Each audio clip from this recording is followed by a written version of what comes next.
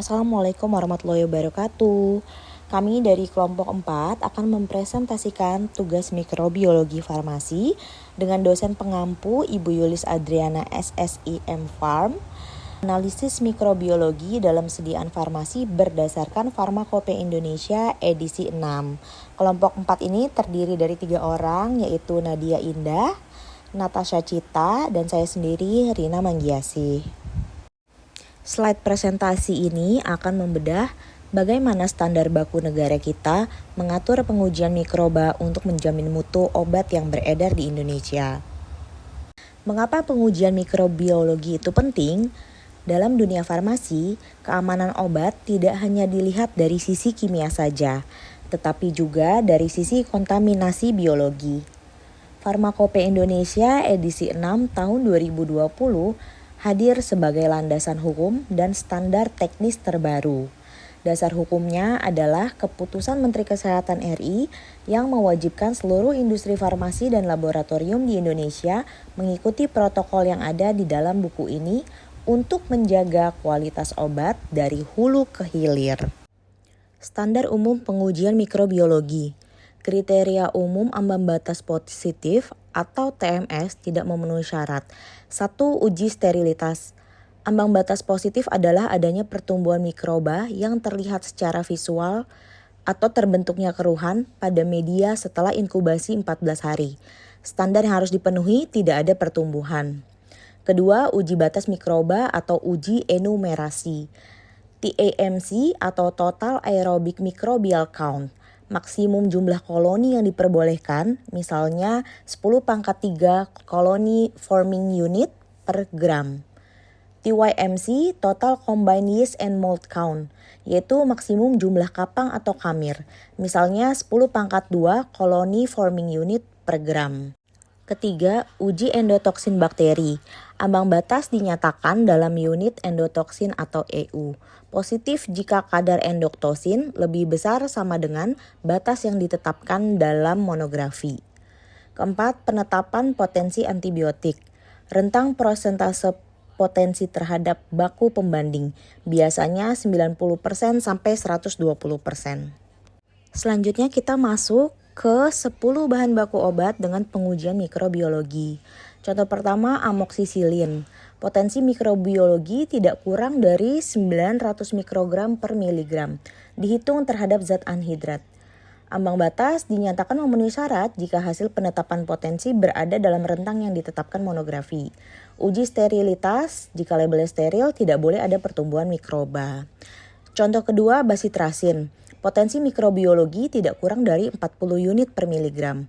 Ambang batas positif atau gagal jika potensi di bawah 40 unit per miligram. Endotoksin bakteri jika untuk sediaan injeksi tidak lebih dari 0,01 unit endotoksin per unit basitrasin. Ketiga, eritromisin. Potensi mikrobiologi tidak kurang dari 850 mikrogram per miligram, dihitung terhadap zat anhidrat. Ambang batas, jika kadar di bawah 850 mikrogram per miligram, maka bahan baku tersebut ditolak atau positif tidak murni. Contoh keempat, gentamisin sulfat. Potensi mikrobiologi tidak kurang dari 590 mikrogram gentamisin per miligram.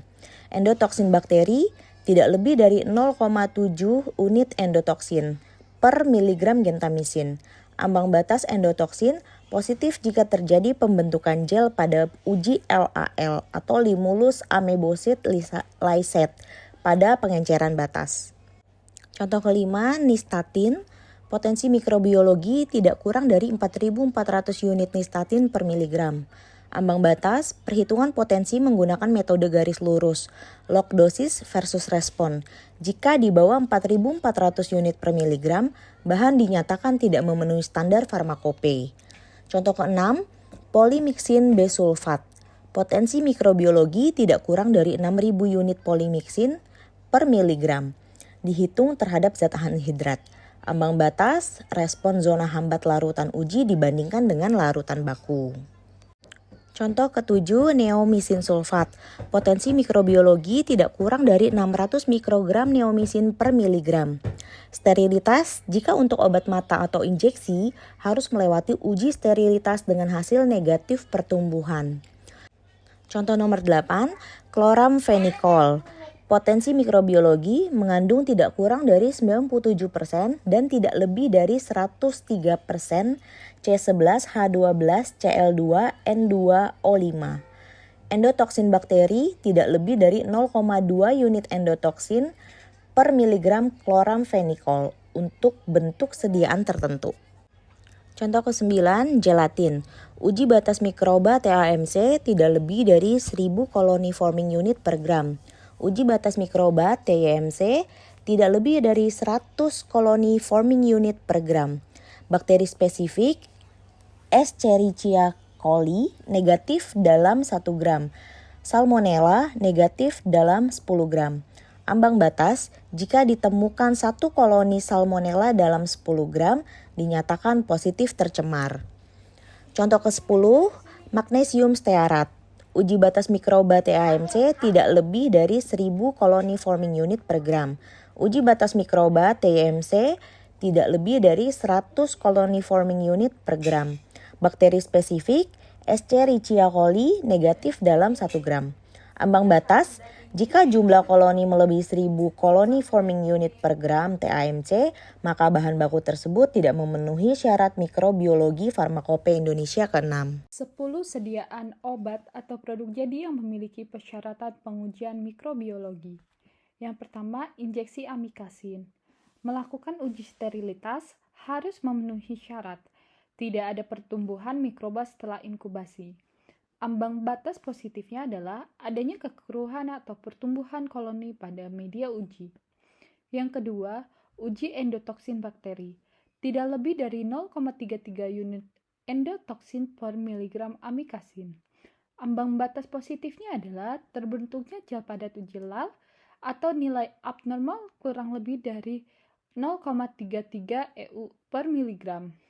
Lalu adanya penetapan potensi, yaitu mengandung amikasin tidak kurang dari 90% dan tidak lebih dari 120% dari jumlah yang tertera. Kedua, tetes mata gentamisin. Melakukan uji sterilitas dengan harus memenuhi syarat yaitu steril.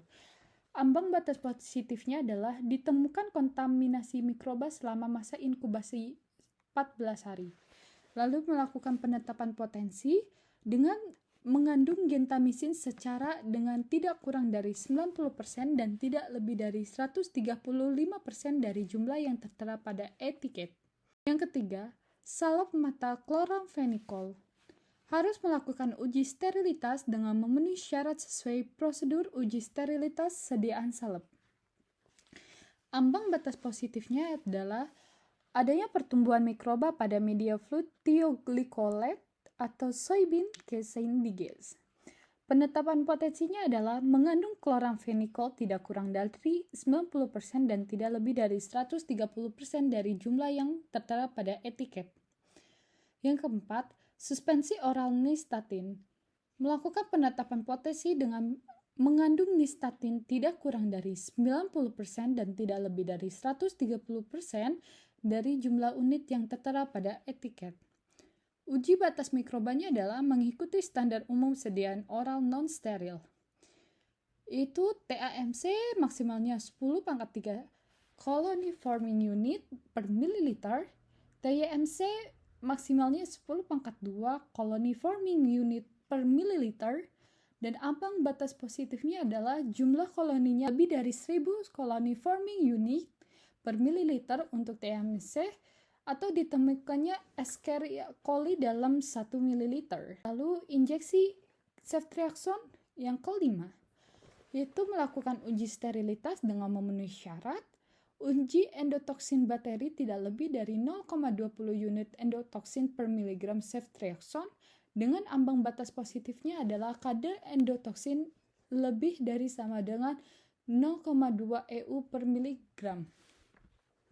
Penetapan potensinya adalah mengandung ceftriaxone setara dengan tidak kurang dari 90% atau tidak lebih 115% dari jumlah yang tertera pada etiket. Keenam, injeksi cefotaxim, yaitu melakukan uji sterilitas dengan memenuhi syarat uji endotoksin bakteri tidak lebih dari 0,20 unit endotoksin per miligram cefotaxim dan penetapan potensinya yaitu mengandung cefotaxim setara dengan tidak kurang dari 90% dan tidak lebih dari 110% dari jumlah yang tertera pada etiket. Yang ketujuh, injeksi streptomycin. Uji sterilitasnya harus memenuhi syarat.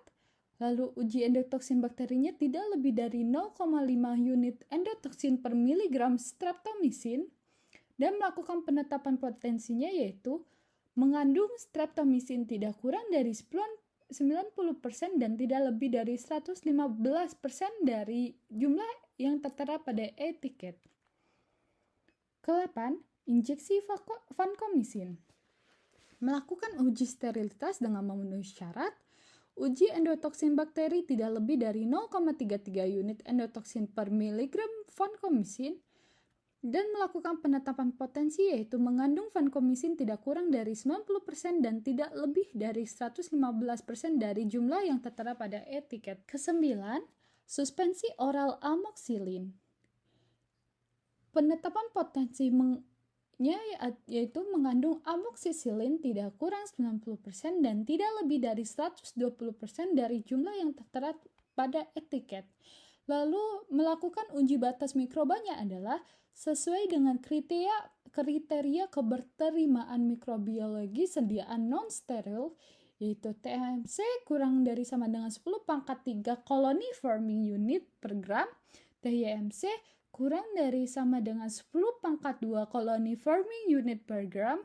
Dengan ambang batas positifnya ditemukan bakteri patogen spesifik seperti Salmonella atau E. coli. Ke-10, injeksi kanamycin, yaitu melakukan uji sterilitas dengan memenuhi syarat uji endotoksin bakteri tidak lebih dari 0,33 unit endotoksin per miligram kanamycin. Lalu penetapan potensinya adalah harus mengandung kanamycin tidak kurang dari 90% dan tidak lebih dari 115% dari yang tertera pada etiket. Berikutnya, sediaan antibiotik dengan pengujian potensi. Contoh pertama, amoxicillin untuk suspensi oral. Sediaan ini adalah campuran kering amoxicillin dengan bahan tambahan yang sesuai. Kriteria standar kuantitatif, mengandung amoxicillin tidak kurang dari 90% dan tidak lebih dari 120% dari jumlah yang tertera pada etiket. Identifikasi. Prosedur identifikasi mengikuti pengujian pada monografi amoxicillin yang mencakup uji waktu retensi KCKT atau spektrum serapan inframerah. Sumber rujukan, monografi sediaan di halaman 153, identifikasi amoxicillin halaman 151, dan penetapan potensi halaman 153. Dilakukan sesuai prosedur lampiran 131. Contoh kedua, injeksi gentamicin. Sediaan steril dari gentamicin sulfat dalam air untuk injeksi. Kriteria standar kuantitatif, mengandung gentamicin setara dengan tidak kurang dari 90% dan tidak lebih dari 125% dari jumlah yang tertera pada etiket. Identifikasi, menggunakan metode kromatografi lapis tipis, di mana bercak utama dari larutan uji harus sama dalam nilai RF dan intensitas dengan larutan baku. Sumber rujukan, monografi sediaan pada halaman 668, identifikasi halaman 668, dan penetapan potensi pada halaman 668 dilakukan secara mikrobiologi sesuai lampiran 131. Contoh berikutnya, vancomycin untuk injeksi. Campuran steril vancomycin hidroklorida dengan atau tanpa bahan tambahan yang sesuai. Kriteria standar kuantitatif, mengandung vancomycin tidak kurang dari 90% dan tidak lebih dari 115% dari jumlah yang tertera pada etiket. Identifikasi, waktu retensi puncak utama kromatogram larutan uji harus sesuai dengan larutan baku. Sumber rujukan, monografi sediaan pada halaman 1769, identifikasi di halaman 1769, penetapan potensi halaman 1769 dilakukan secara mikrobiologi sesuai lampiran 131. Kesimpulan yang bisa kita ambil, integrasi parameter mutu, pengujian mikrobiologi dalam Farmakope Indonesia edisi 6 tidak hanya terbatas pada uji sterilitas, tetapi juga mencakup pemastian aktivitas biologis zat aktif melalui penetapan potensi. Kedua, standarisasi prosedur. Penerapan standar yang mengacu pada lampiran 131 untuk metode antibiotik dan lampiran halaman 71 untuk sediaan steril merupakan aspek krusial dalam menjamin validitas hasil analisis laboratorium.